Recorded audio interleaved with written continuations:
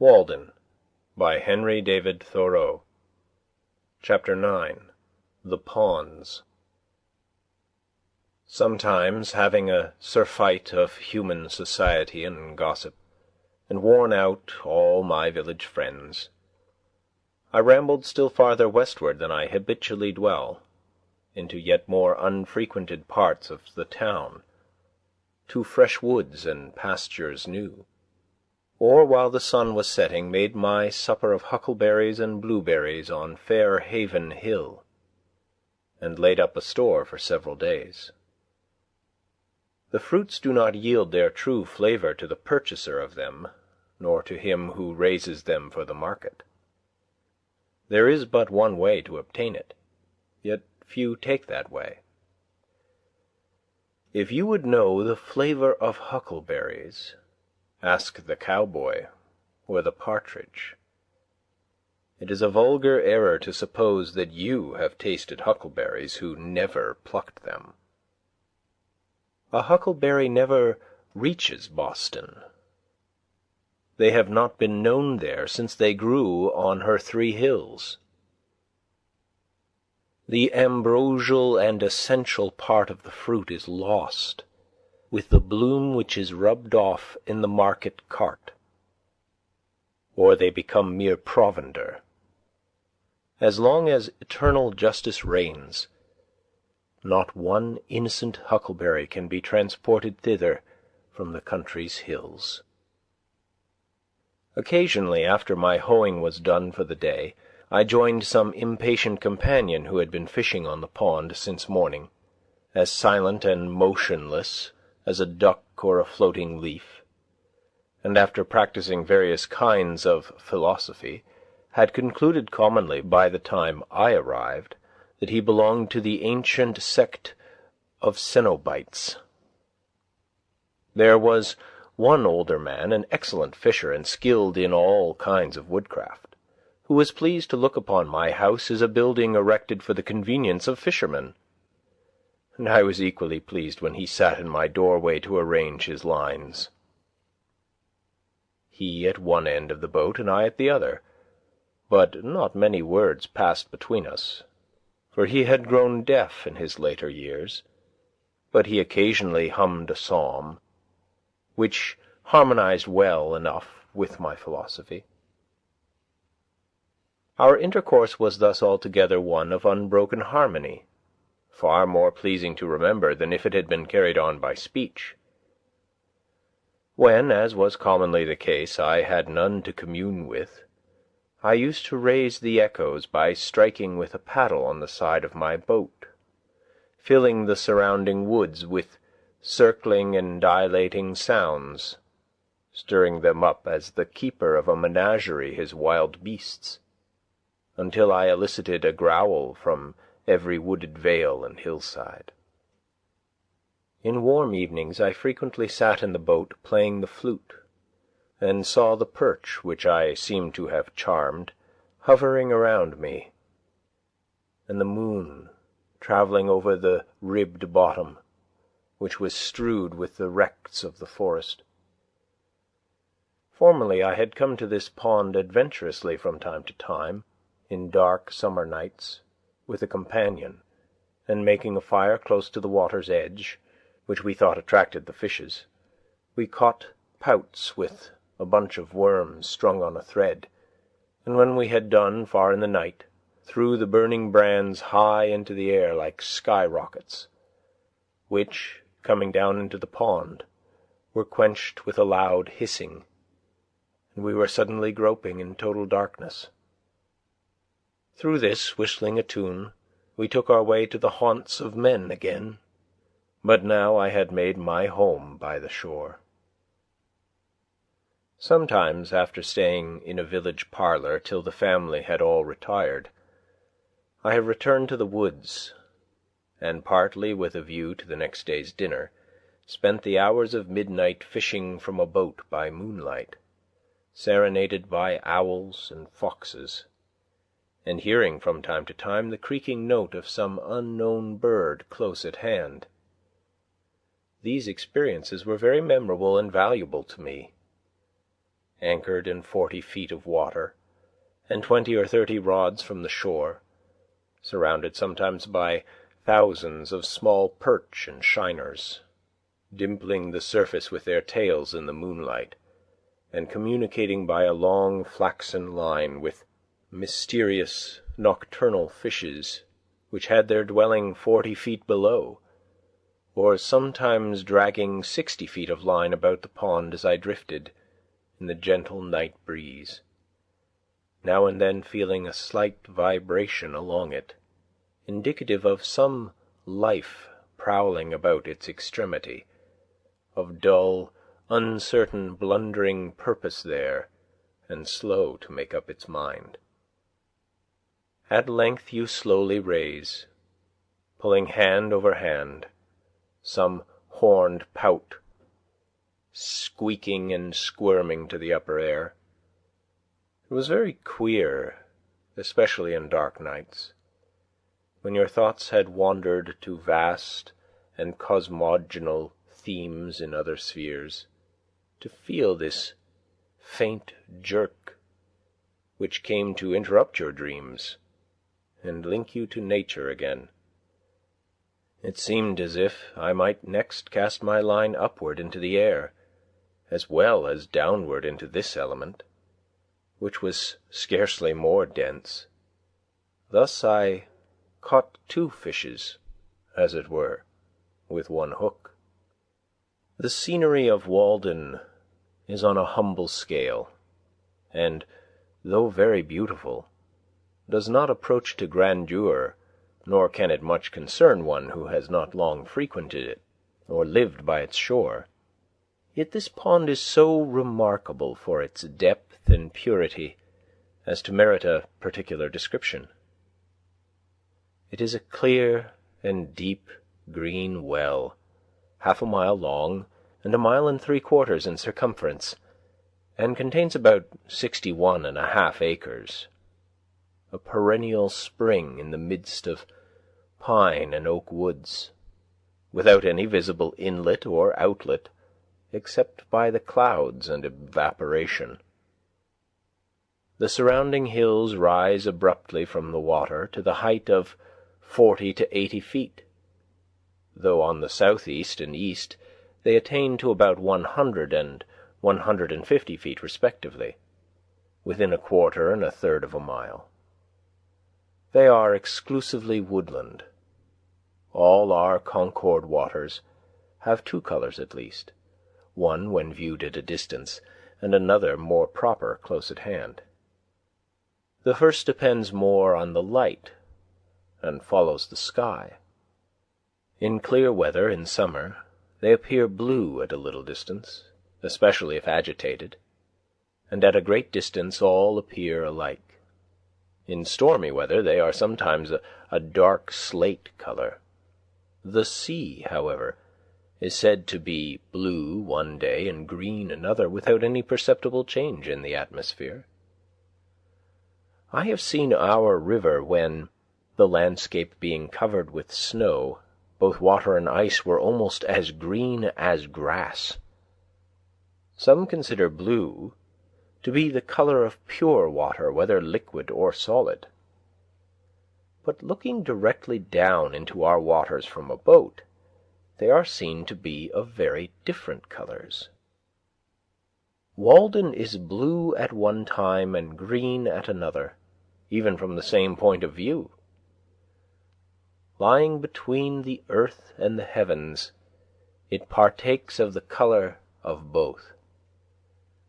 Viewed from a hilltop, it reflects the color of the sky, but near at hand it is of a yellowish tint, next the shore where you can see the sand, then a light green, which gradually deepens to a uniform dark green in the body of the pond. In some lights, viewed even from a hilltop, it is of a vivid green next to the shore. Some have referred this to the reflection of the verdure, but it is equally green there against the railroad sandbank, and in the spring before the leaves are expanded, and it may be simply the result of the prevailing blue mixed with the yellow of the sand. Such is the colour of its iris. This is that portion also where in the spring the ice, being warmed by the heat of the sun, reflected from the bottom, and also transmitted through the earth, melts first and forms a narrow canal about the still frozen middle. Like the rest of our waters, when much agitated, in clear weather, so that the surface of the waves may reflect the sky at the right angle, or because there is more light mixed with it, it appears at a little distance of a darker blue than the sky itself.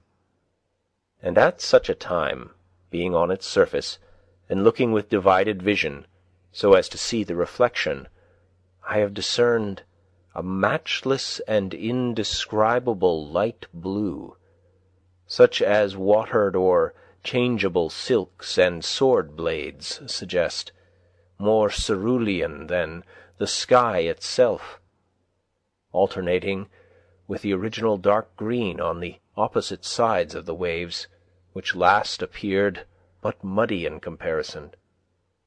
It is a vitreous greenish blue, as I remember it, like those patches of the winter sky seen through cloud vistas in the west before sundown.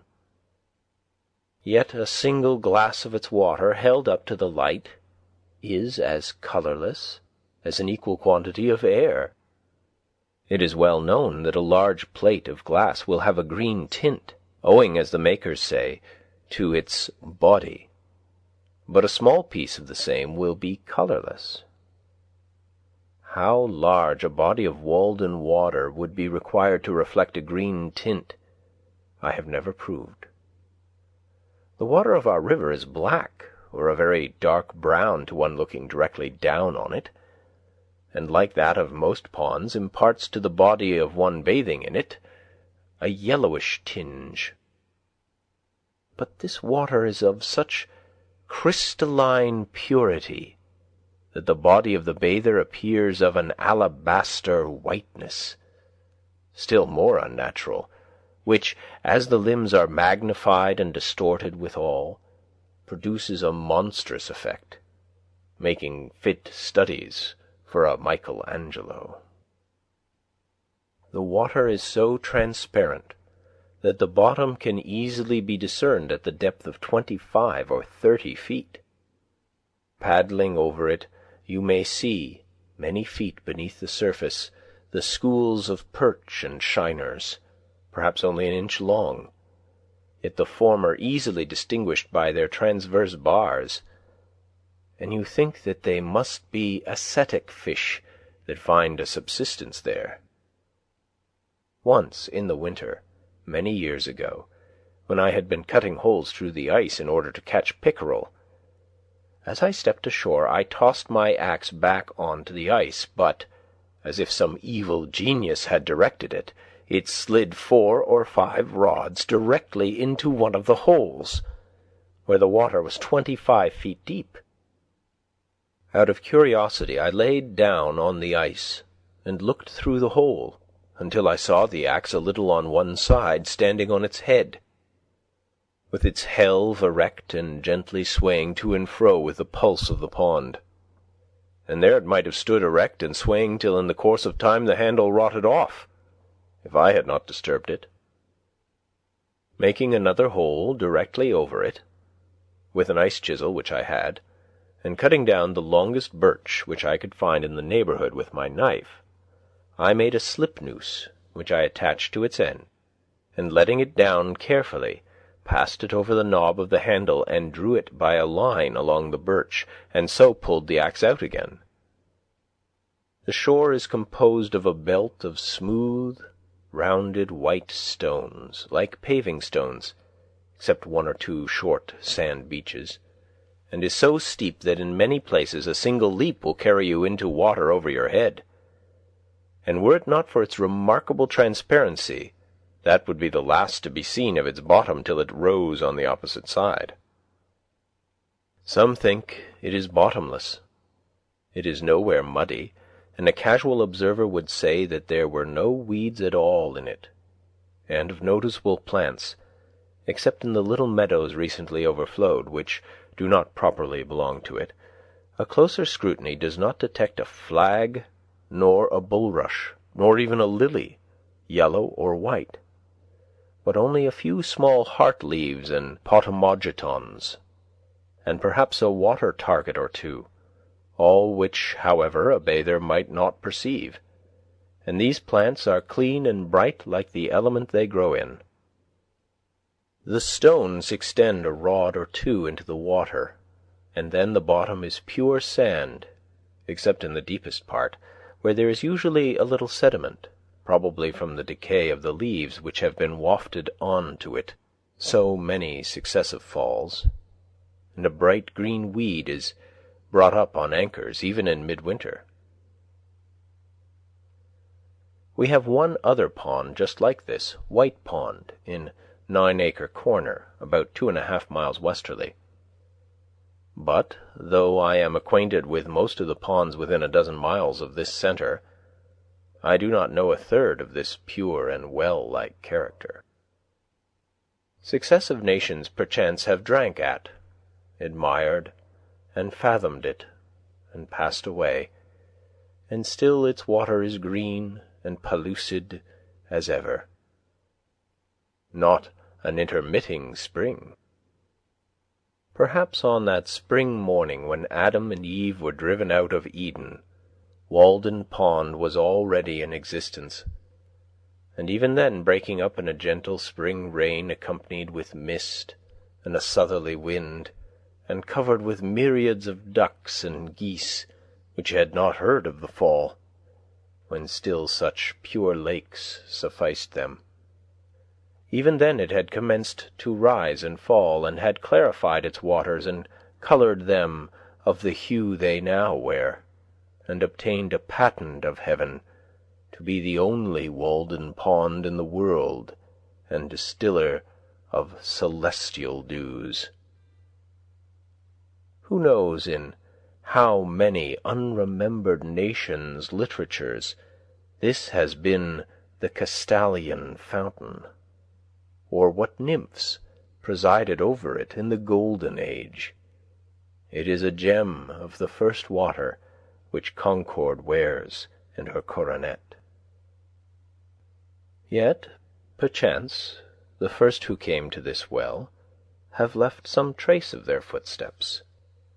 I have been surprised to detect, encircling the pond, even where a thick wood has just been cut down on the shore, a narrow shelf-like path in the steep hillside, alternately rising and falling, approaching and receding from the water's edge, as old probably as the race of man here, worn by the feet of aboriginal hunters, and still from time to time unwittingly trodden by the present occupants of the land.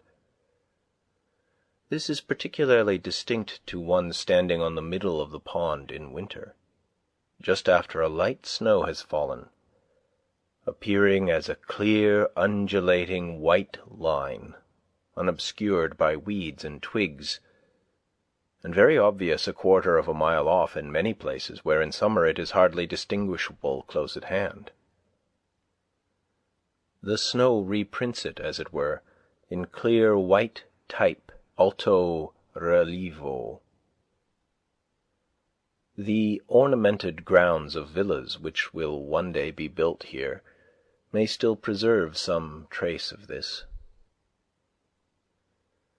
The pond rises and falls, but whether regularly or not, and within what period, nobody knows, though, as usual, many pretend to know.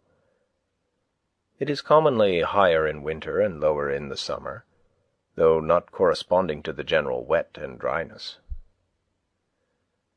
I can remember when it was a foot or two lower, and also when it was at least 5 feet higher than when I lived by it. There is a narrow sandbar running into it, with very deep water on one side, on which I helped boil a kettle of chowder, some 6 rods from the main shore, about the year 1824, which it has not been possible to do for 25 years.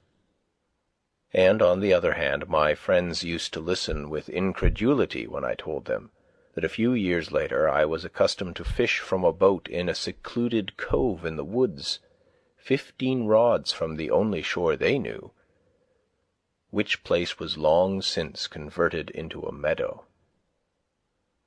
But the pond has risen steadily for 2 years, and now, in the summer of '52, is just 5 feet higher than when I lived there, or as high as it was 30 years ago, and fishing goes on again in the meadow.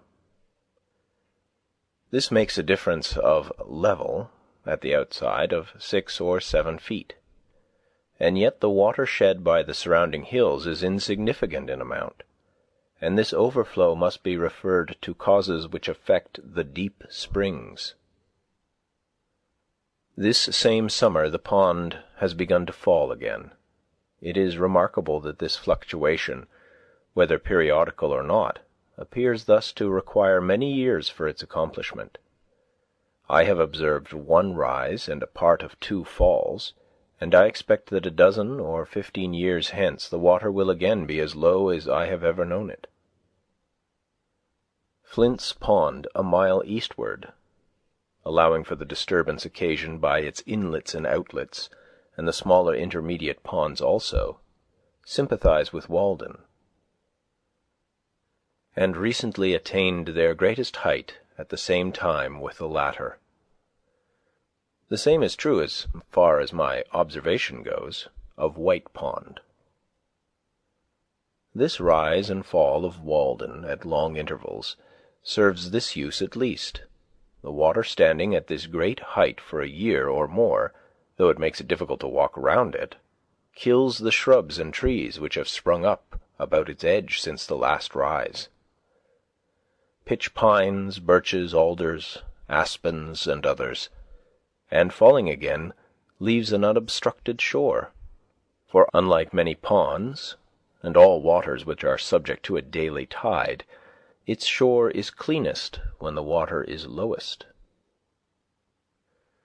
On the side of the pond, next my house, a row of pitch pines 15 feet high has been killed and tipped over as if by a lever, and thus a stop put to their encroachments, and their size indicates how many years have elapsed since the last rise to this height. By this fluctuation the pond asserts its title to a shore, and thus the shore is shorn, and the trees cannot hold it by right of possession. These are the lips of the lake, on which no beard grows. It licks its chaps from time to time. When the weather is at its height, the alders, willows, and maples send forth a mass of fibrous red roots several feet long from all sides of their stems in the water, and to the height of 3 or 4 feet from the ground, in the effort to maintain themselves. And I have known the high blueberry bushes about the shore, which commonly produce no fruit, bear an abundant crop under these circumstances. Some have been puzzled to tell how the shore became so regularly paved. My townsmen have all heard the tradition. The oldest people tell me that they heard it in their youth, that anciently the Indians were holding a powwow upon a hill here, which rose as high into the heavens as the pond now sinks deep into the earth. And they used much profanity, as the story goes, though this vice is one of which the Indians were never guilty, and while they were thus engaged, the hill shook and suddenly sank, and only one old squaw, named Walden, escaped, and from her the pond was named. It has been conjectured that when the hill shook, these stones rolled down its side and became the present shore. It is very certain, at any rate, that once there was no pond here, and now there is one, and this Indian fable does not in any respect conflict with the account of the ancient settler whom I have mentioned, who remembers so well when he first came here with his divining rod, saw a thin vapour rising from the sward, and the hazel pointed steadily downward, and he concluded to dig a well here. As for the stones, many still think that they are hardly to be accounted for by the action of the waves on these hills. But I observe that the surrounding hills are remarkably full of the same kind of stones, so that they have been obliged to pile them up in walls on both sides of the railroad cut nearest the pond. And moreover, there are more stones where the shore is most abrupt, so that unfortunately it is no longer a mystery to me. I detect the paver. If the name was not derived from that of some English locality, Saffron Walden, for instance, one might suppose that it was called originally Walled-in Pond. The pond was my well, ready dug.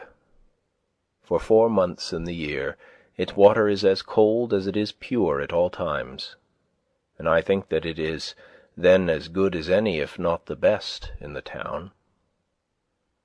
In the winter, all water which is exposed to the air is colder than springs and wells which are protected from it. The temperature of the pond water, which had stood in the room where I sat from 5 o'clock in the afternoon till noon the next day, the 6th of March, 1846, the thermometer having been up to 65 or 70 degrees some of the time, owing partly to the sun on the roof, was 42 degrees, or 1 degree colder than the water of one of the coldest wells in the village just drawn. The temperature of the boiling spring the same day was 45 degrees, or the warmest of any water tried, though it is the coldest that I know of in summer, when beside shallow and stagnant surface water is not mingled with it. Moreover, in summer Walden never becomes so warm as most water which is exposed to the sun, on account of its depth. In the warmest weather I usually placed a pailful in my cellar, where it became cool in the night, and remained so during the day, though I also resorted to a spring in the neighbourhood. It was as good when a week old as the day it was dipped, and had no taste of the pump. Whoever camps for a week in summer by the shore of a pond needs only bury a pail of water a few feet deep in the shade of his camp to be independent of the luxury of ice.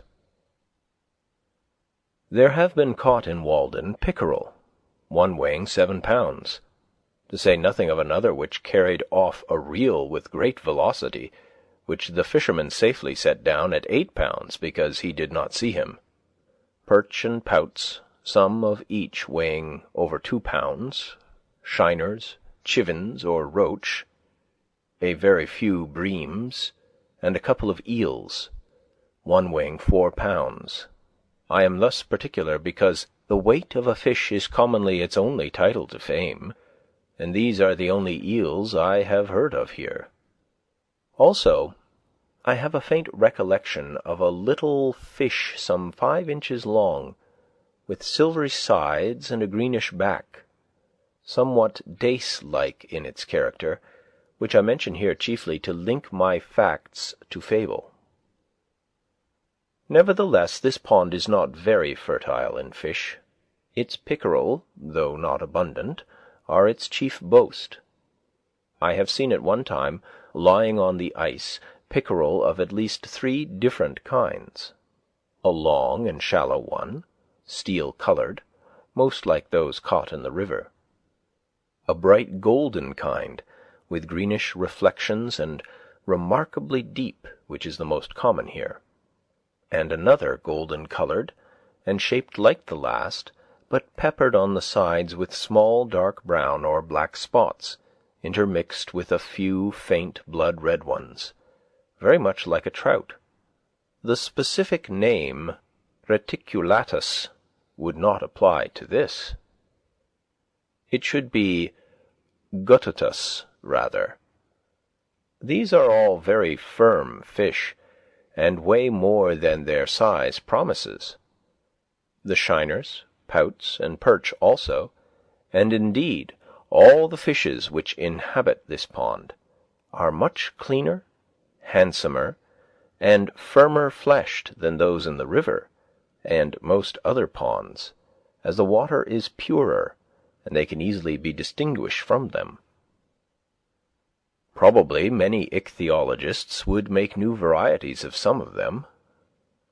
There are also a certain race of frogs and tortoises, and a few mussels in it.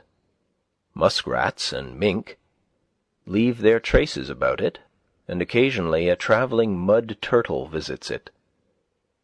Sometimes, when I pushed off my boat in the morning, I disturbed a great mud turtle which had secreted himself under the boat in the night. Ducks and geese frequent it in the spring and fall. The white-bellied swallows, hirundo bicolor, skim over it, and the peetweets, Totanus macularius, teeter along its stony shores all summer. I have sometimes disturbed a fish-hawk sitting on a white pine over the water, but I doubt if it is ever profaned by the wind of a gull, like Fairhaven. At most it tolerates one annual loon. These are all the animals of consequence which frequent it now.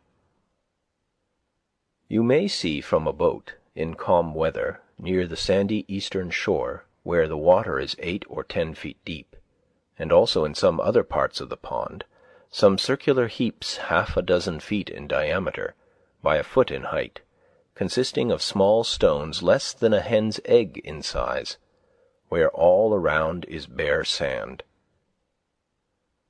At first you wonder if the Indians could have formed them on the ice for any purpose, and so, when the ice melted, they sank to the bottom. But they are too regular, and some of them plainly too fresh for that. They are similar to those found in rivers, but as there are no suckers nor lampreys here, I know not by what fish they could be made.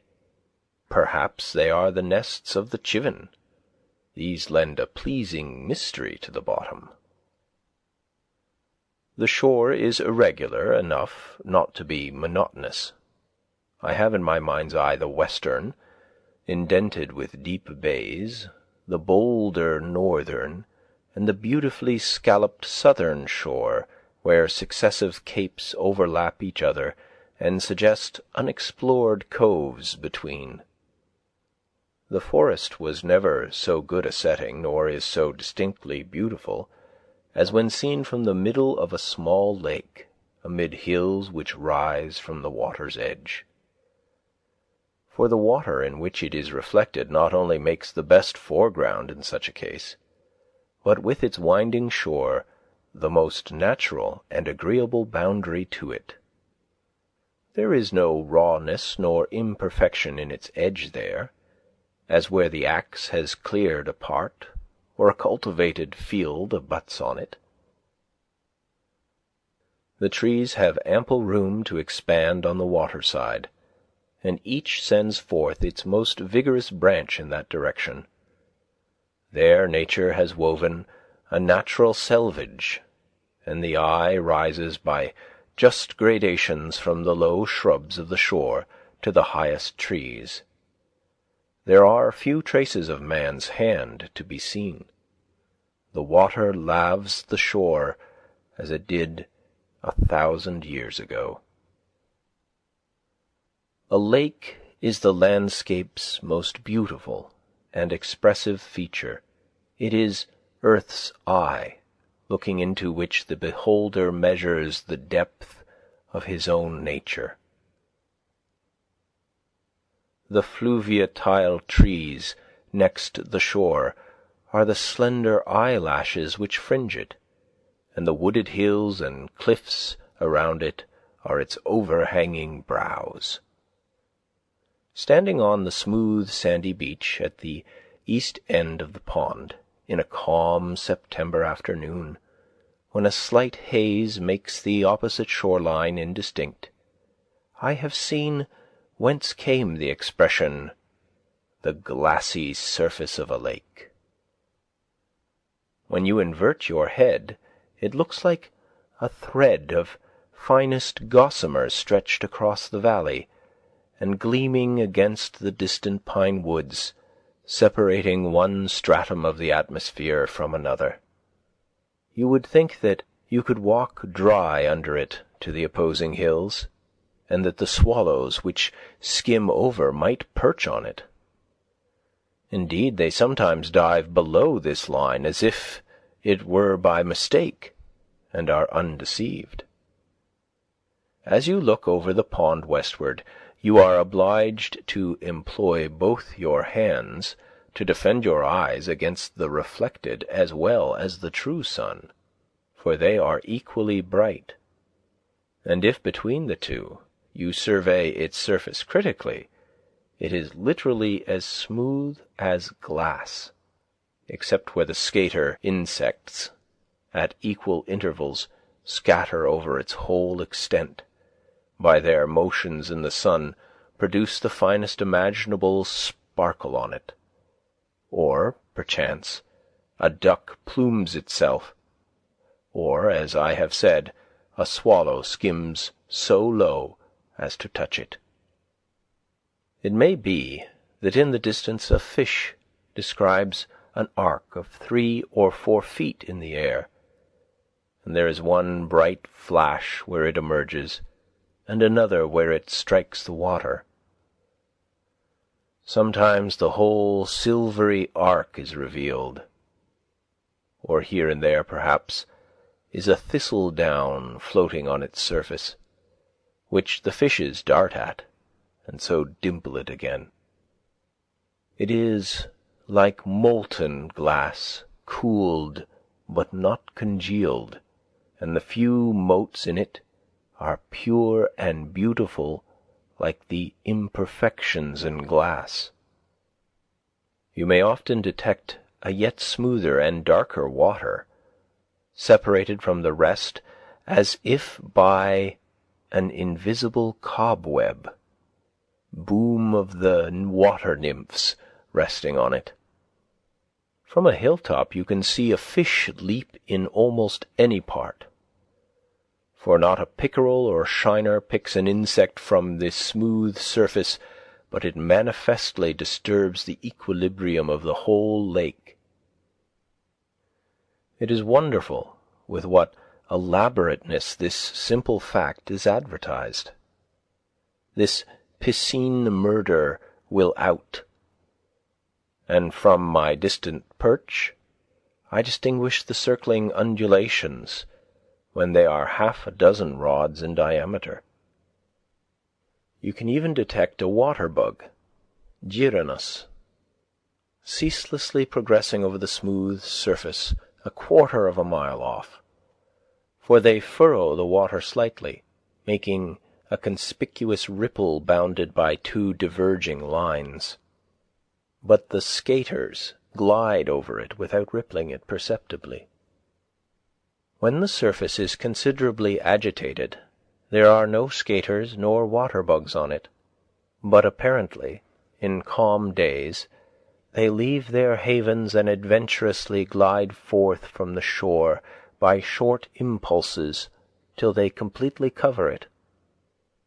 It is a soothing employment, on one of those fine days in the fall, when all the warmth of the sun is fully appreciated, to sit on a stump on such a height as this, overlooking the pond, and study the dimpling circles which are incessantly inscribed on its otherwise invisible surface, amid the reflected skies and trees.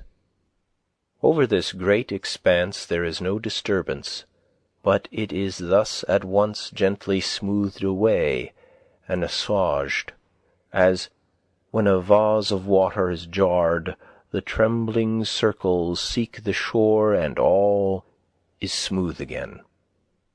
Not a fish can leap or an insect fall on the pond, but it is thus reported in circling dimples, in lines of beauty, as it were the constant welling up of its fountain, the gentle pulsing of its life the heaving of its breast. The thrills of joy and thrills of pain are indistinguishable.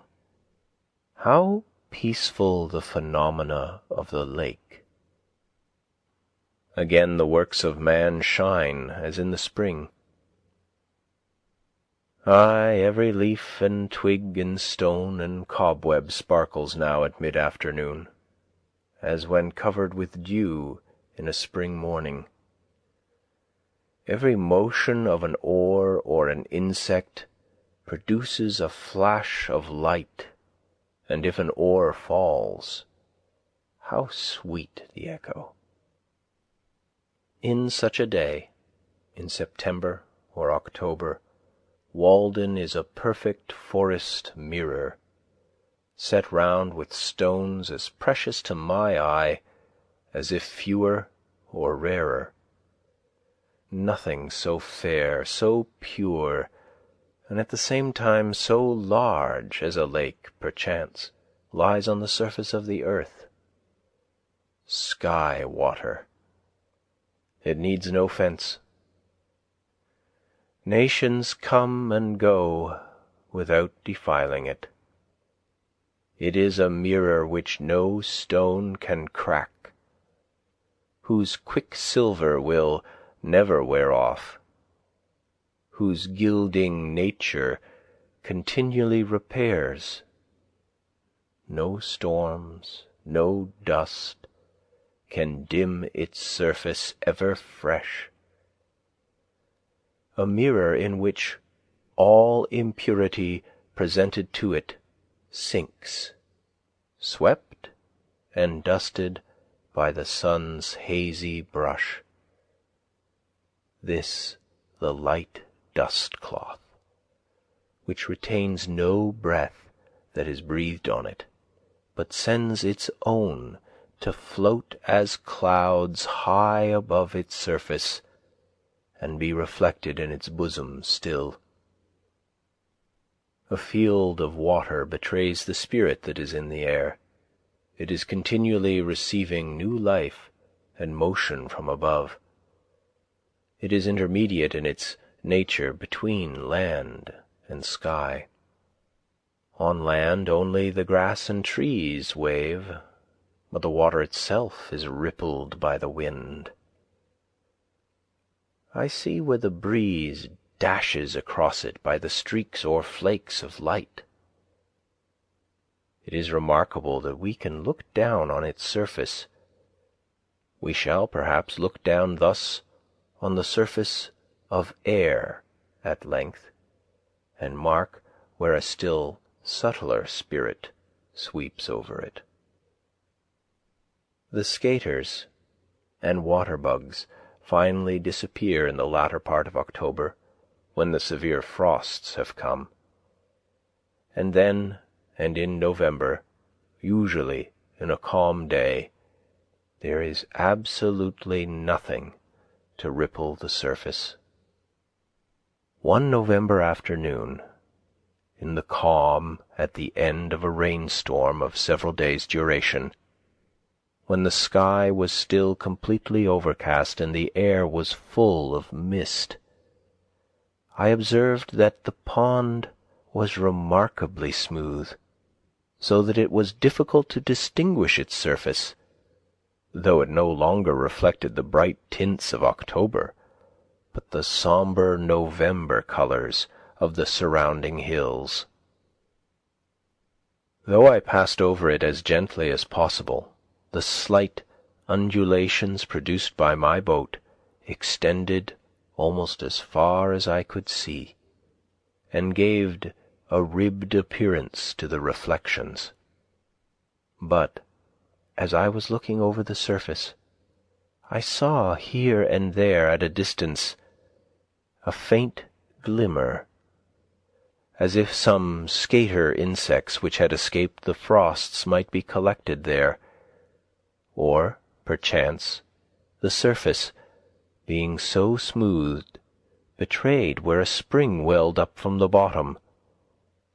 Paddling gently to one of these places, I was surprised to find myself surrounded by myriads of small perch, about 5 inches long, of a rich bronze colour in the green water, sporting there and constantly rising to the surface and dimpling it, sometimes leaving bubbles on it. In such transparent and seemingly bottomless water, reflecting the clouds, I seemed to be floating through the air as in a balloon, and their swimming impressed me as a kind of flight, or hovering, as if they were a compact flock of birds passing just beneath my level on the right or left, their fins like sails set all around them. There were many such schools in the pond, apparently improving the short season before winter would draw an icy shutter over their broad skylight, sometimes giving to the surface an appearance as if a slight breeze struck it, or a few raindrops fell there.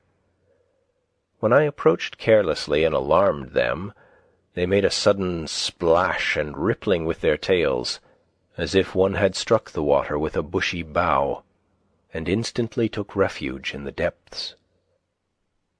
At length the wind rose, the mist increased, and the waves began to run, and the perch leaped much higher than before, half out of water, 100 black points, 3 inches long, at once above the surface.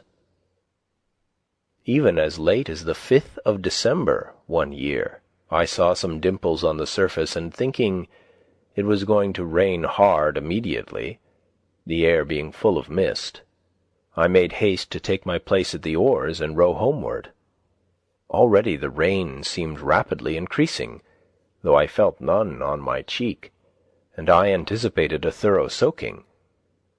But suddenly the dimples ceased, for they were produced by the perch, which the noise of my oars had seared into the depths, and I saw their schools dimly disappearing. So I spent a dry afternoon, after all.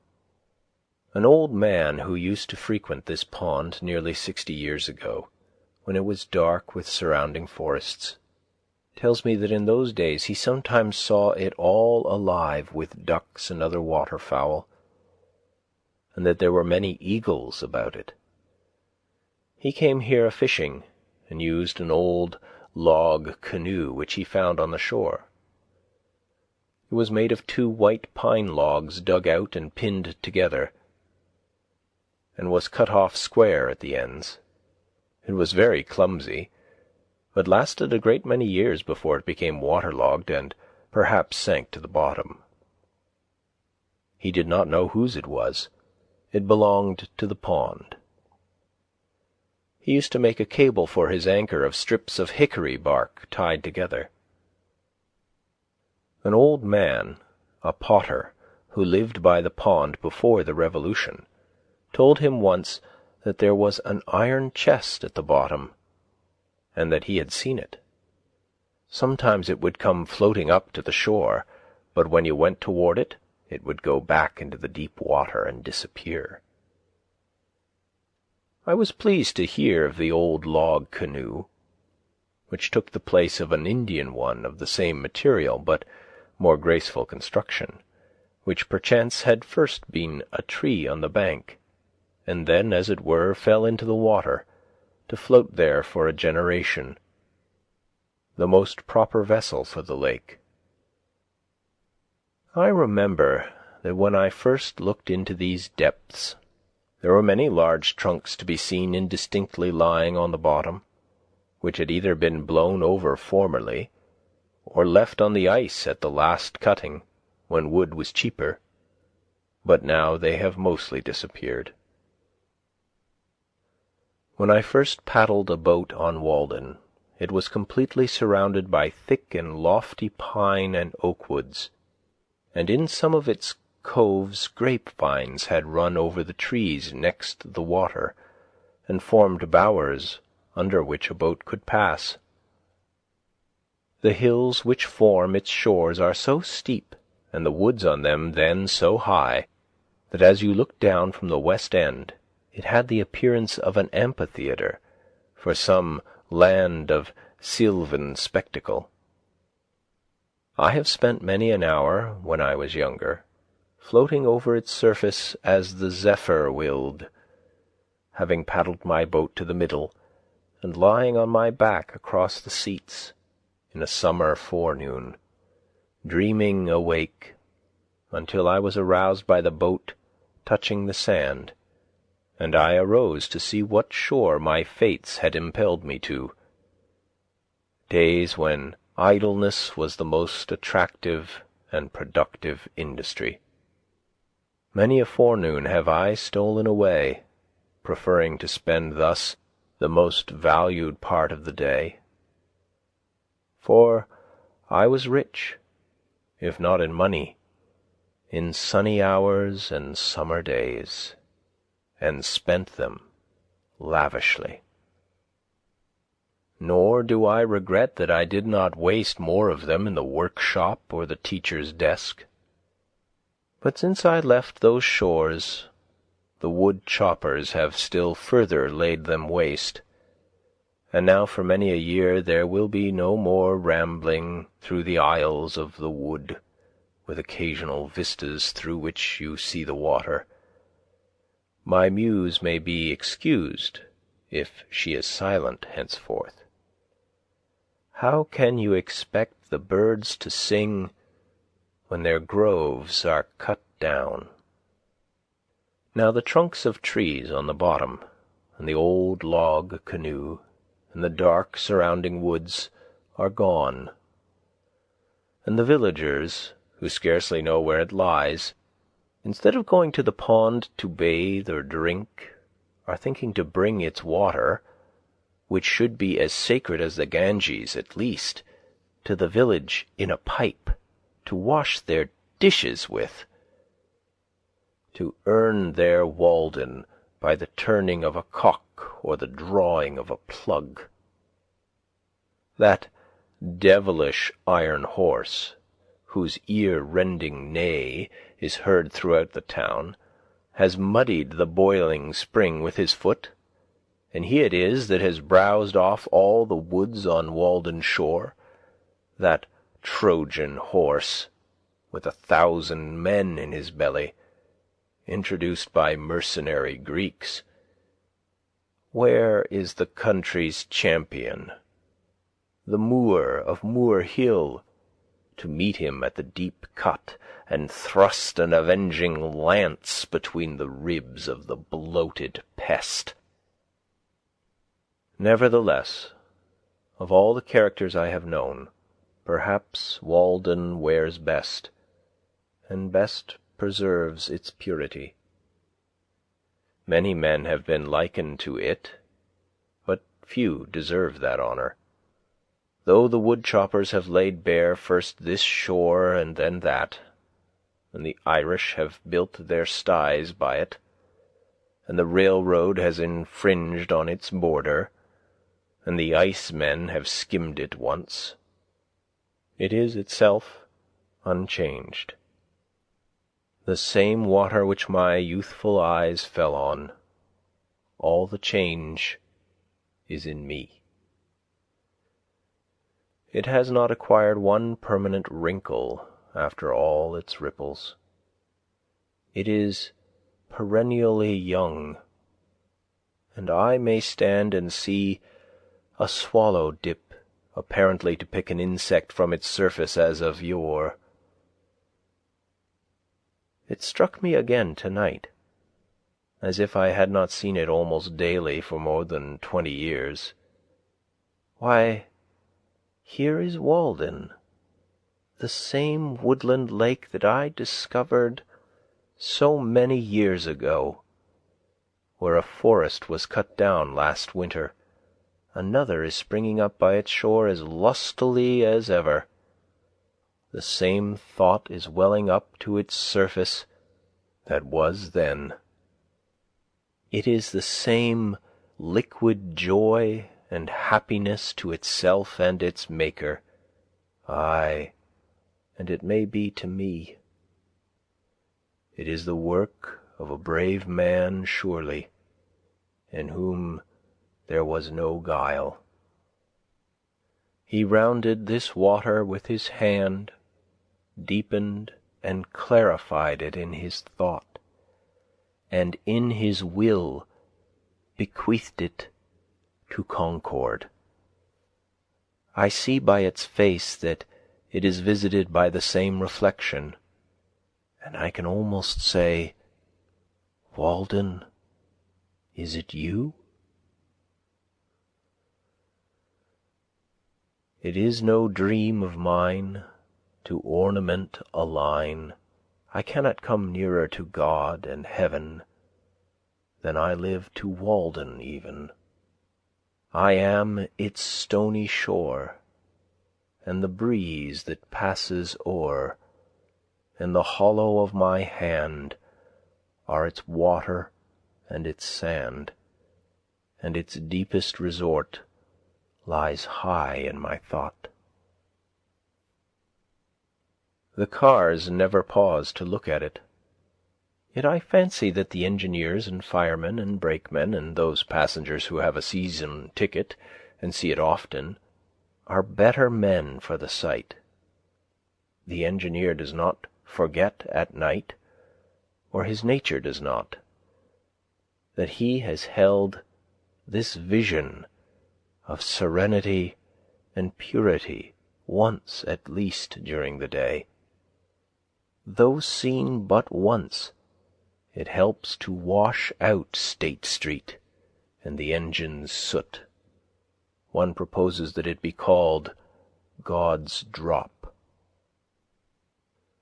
I have said that Walden has no visible inlet nor outlet, but it is on the one hand distantly and indirectly related to Flint's Pond, which is more elevated, by a chain of small ponds coming from that quarter, and on the other directly and manifestly to Concord River, which is lower, by a similar chain of ponds, through which in some other geological period it may have flowed, and by a little digging, which God forbid, it can be made to flow thither again.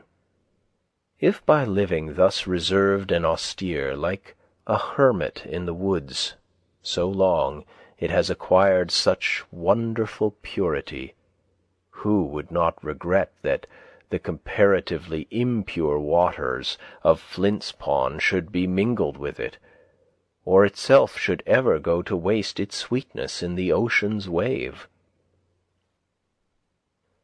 Flint's or Sandy Pond, in Lincoln, our greatest lake and inland sea, lies about a mile east of Walden. It is much larger, being said to contain 197 acres, and is more fertile in fish. But it is comparatively shallow and not remarkably pure. A walk through the woods thither was often my recreation. It was worth the while, if only to feel the wind blow on your cheeks freely, and see the waves run, and remember the life of mariners. I went a-chestnutting there in the fall on windy days, when the nuts were dropping into the water, and were washed to my feet. And one day, as I crept along its sedgy shore, the fresh spray blowing in my face, I came upon the mouldering wreck of a boat, the sides gone, and hardly more than the impression of its flat bottom left amid the rushes.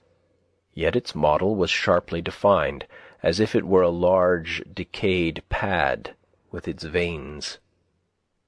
It was as impressive a wreck as one could imagine on the seashore, and had as good a moral.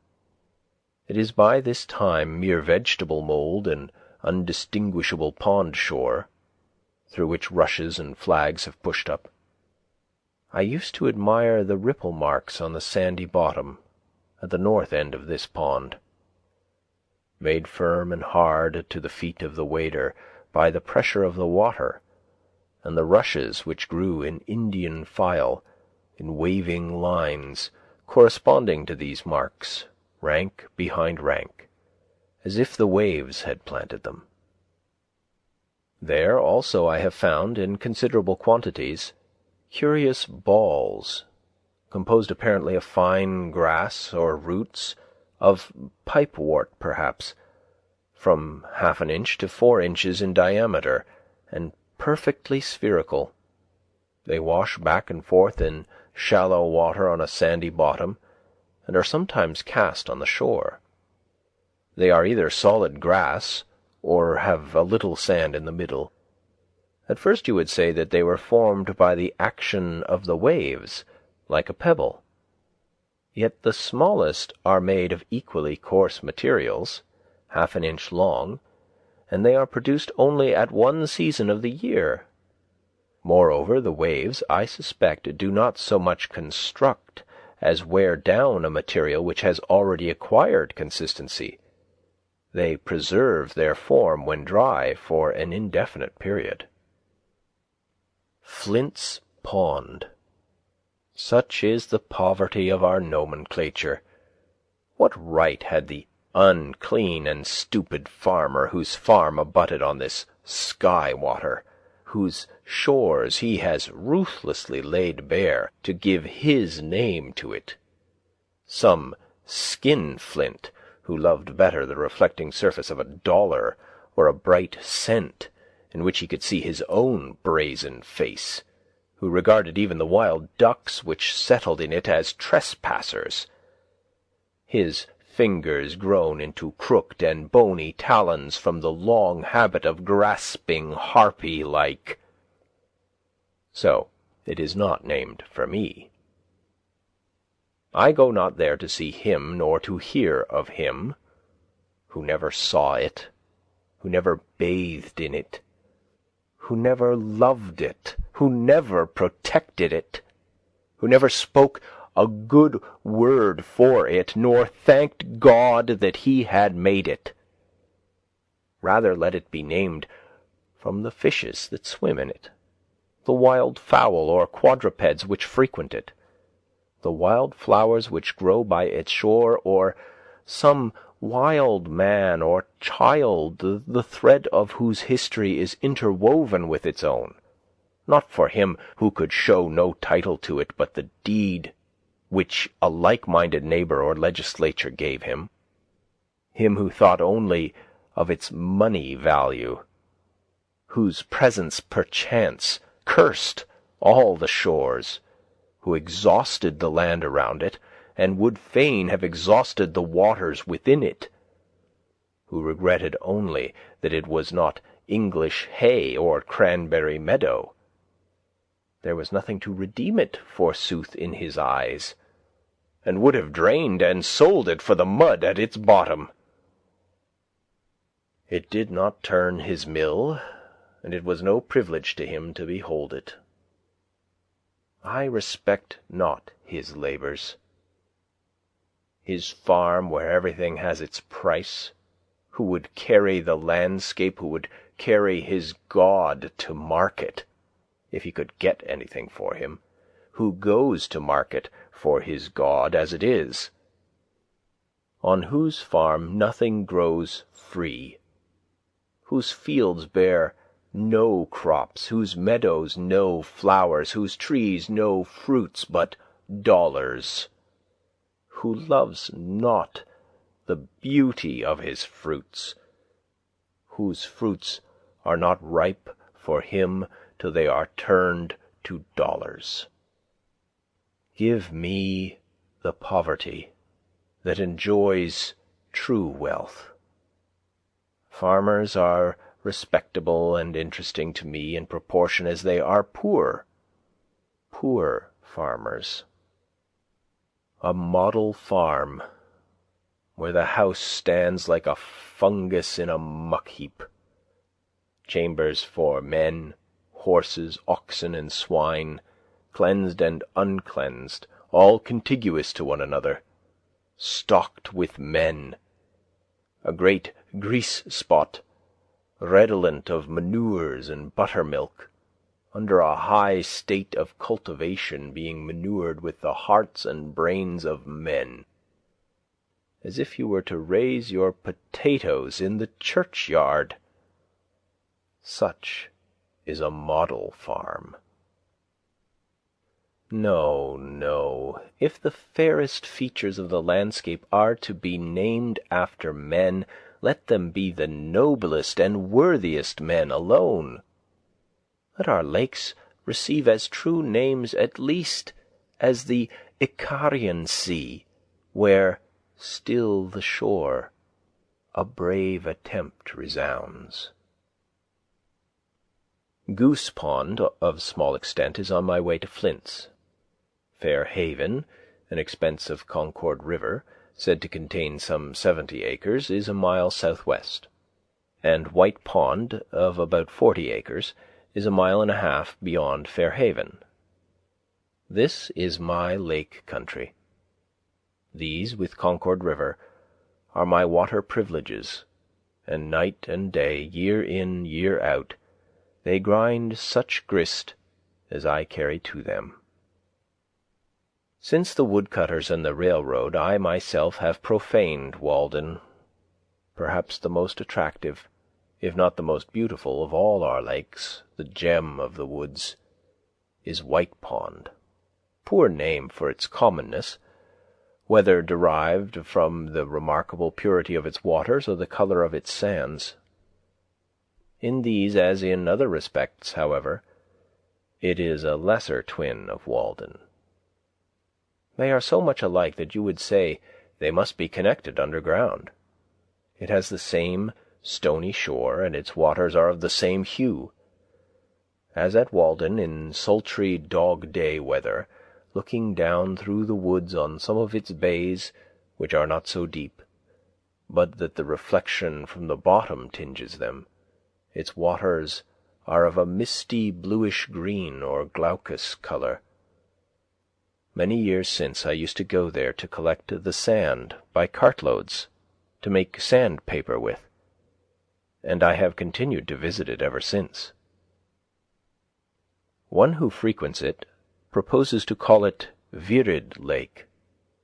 Perhaps it might be called Yellow Pine Lake, from the following circumstance. About 15 years ago, you could see the top of a pitch pine, of the kind called yellow pine hereabouts, though it is not a distinct species, projecting above the surface in deep water, many rods from the shore. It was even supposed by some that the pond had sunk, and this was one of the primitive forest that formerly stood there. I find that even so long ago as 1792, in a topographical description of the town of Concord by one of its citizens, in the collections of the Massachusetts Historical Society, the author, after speaking of Walden and White Ponds, adds, "In the middle of the latter may be seen, when the water is very low, a tree, which appears as if it grew in the place where it now stands. Although the roots are 50 feet below the surface of the water, the top of this tree is broken off, and at the place measures 14 inches in diameter." In the spring of '49 I talked with the man who lives nearest the pond in Sudbury, who told me that it was he who got out this tree 10 or 15 years before. As near as he could remember, it stood 12 or 15 rods from the shore, where the water was 30 or 40 feet deep. It was in the winter, and he had been getting out ice in the forenoon, and had resolved that in the afternoon, with the aid of his neighbours, he would take out the old yellow pine. He sawed a channel in the ice toward the shore, and hauled it over and along and out onto the ice with oxen. But before he had gone far in his work, he was surprised to find that it was wrong end upward, with the stumps of the branches pointing down, and the small end firmly fastened in the sandy bottom. It was about a foot in diameter at the big end, and he had expected to get a good saw log, but it was so rotten as to be fit only for fuel, if for that. He had some of it in his shed then. There were marks of an axe and of woodpeckers on the butt. He thought that it might have been a dead tree on the shore, but was finally blown over into the pond, and after the top had been waterlogged, while the butt end was still dry and light, had drifted out and sunk, wrong end up. His father, 80 years old, could not remember when it was not there.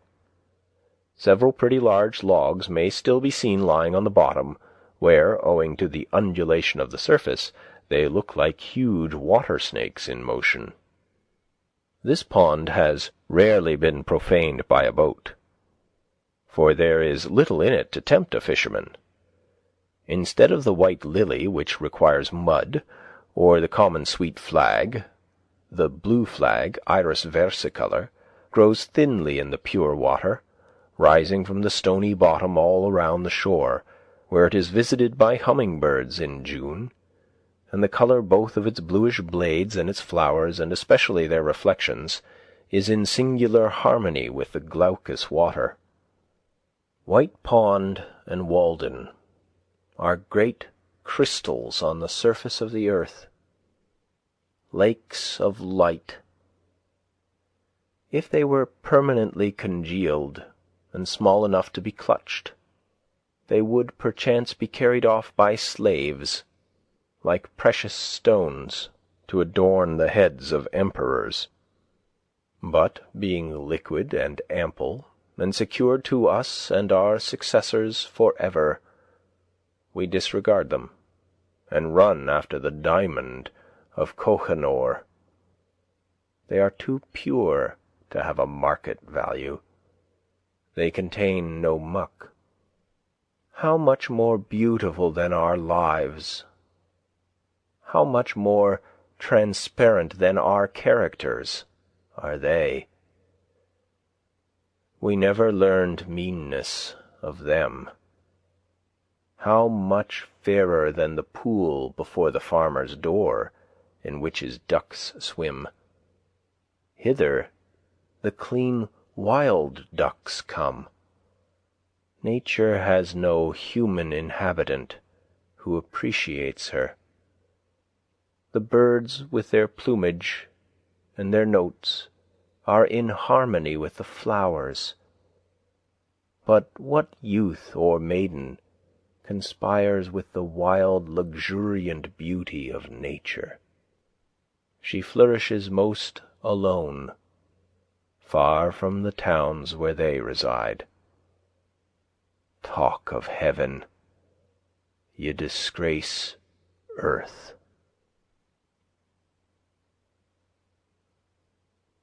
End of chapter 9.